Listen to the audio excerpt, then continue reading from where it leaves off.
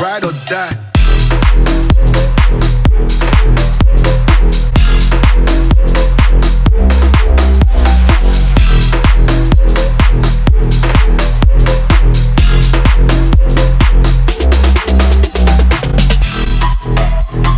So guys, welcome back to the channel. Today you join me from the driver's seat of a Ford Capri 1984 1.6. My first time ever driving a Capri, so really excited for this. In fact, I took pictures of this car the other day.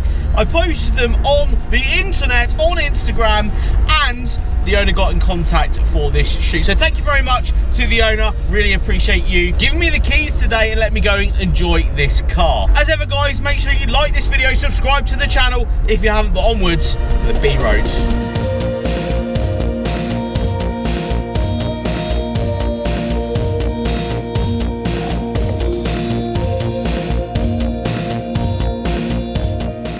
We're interrupting today's video to give a massive thank you to today's sponsor, Waterless. Clean, protect and enhance with Waterless Clean and Protect. With smart hybrid polymer technology, Waterless Clean and Protect is the ultra effective cleaning product for every surface on your car, from leather seats to paintwork. The long-lasting protection for up to 3 months. Clean and Protect contains their own W1 ceramic coating. With their unique formula, Waterless Clean and Protect creates an ultimate gloss finish to shiny surfaces and non-greasy finish on all other surfaces such as matte or satin finishes. Again, massive thank you to the guys at Waterless. This stuff is just the one.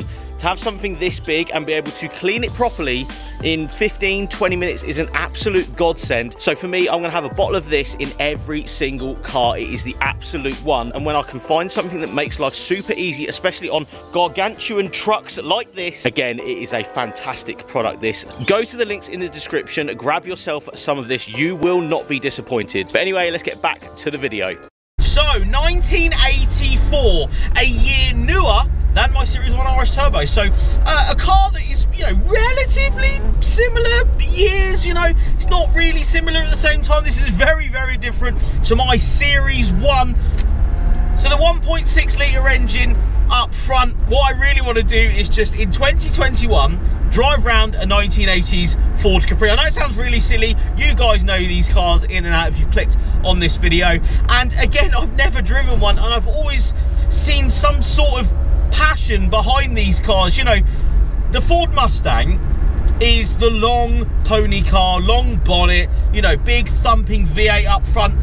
This is sort of the UK version of the Mustang, I'm gonna say. I know that's probably not the right thing to say, but the general characteristics of this car being, you know, the engine up front, manual gearbox with a rear wheel drive, coupe looking body over the top. It creates this really interesting drive. The bonnet is horrendously long. It's so long. You've got a power bulge just in the center as well. The interior is, you know, very plastically. It's, you know, very 80s Ford, don't get me wrong, but it is incredibly nice in here. All of these switches and buttons work perfectly. The radio is the genuine original radio, and to my knowledge this car is completely standard and completely original, as if it's just left the factory. So a really nice car to actually shoot today, because I wanted to jump in one that is just a nice version of the original car you could have bought from the factory. So 4-speed manual box, rev it round to around, I'd say 5.5, nearly 6,000 RPM. And it's funny, 4 speeds in a 1.6, and feels old school. The feeling of driving this thing, it's not wallowy, it's not really got that old feeling. It's very strange. It feels actually relatively new, and it was nice and tight, and finding, you know, in a sense an unmolested one, it's quite nice. Now the owner of this car bought this about 3 or 4 weeks ago. It is his second car, and he paid £5,000 for it. Now, a lot of people out there may think that's a lot of money. They may not think that's a lot of money for a Capri. I do see them, again, as I always say, going up in price, these sorts of cars. You know, even a 1.6 one of this generation is still creeping up in value. They are hard to find. It is a hard to find car these days, and it's then again, for me, a really nice experience to actually take this thing out. Now, what's it like to drive? Well, that long bonnet does actually create a really weird sensation on the UK roads. It is very, very different to anything else Ford related from this era that I've driven. It is a leap year away from my Series 1. I think if you'd have gone into, you know, a Ford dealership at the time in the 80s and saw this sat next to, you know, the generation Escort that I've got, and it would have been a completely exotic looking thing. Even throw it round the corners in 2021. It's got that passion, it's got the fun, it's got the, not necessarily wayward, it's a classic feeling car, don't get me wrong, but it's really happy to just be enjoyed, this car. You know, we're cruising down the B road right now. It's, you know, a little bit rainy, got a bit of spitting in the air, but like, well, I don't think I'd want to be anywhere else. This is such a nice place to be. And even as you know, throw it around a little bit, rewards you with a weird sensation because it's not a front wheel drive Ford product from the 80s. I haven't really driven anything else that is Ford and 80s.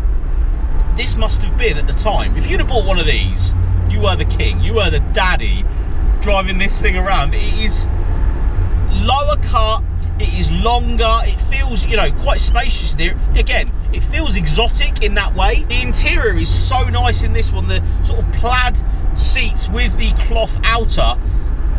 And I must say again, the dash is lovely. It's showing 99,000 miles. I'm assuming that's, you know, 100,000 miles. It might be clocked over because, of course, this generation Ford, or at least 80s Fords, don't have the 1 in front, so you don't know if it's done 100 or 299,000 miles. Yeah, really interesting car to drive, actually. For someone that, you know, I drive a lot of cars, I enjoy a lot of cars. It's always so nice to just jump in something that is it was very different, this car. It was the longer, more cooler looking version of cars that people were driving around. You've still got loads of room in this thing, although you've got a cut down roof from, you know, say other cars of this generation.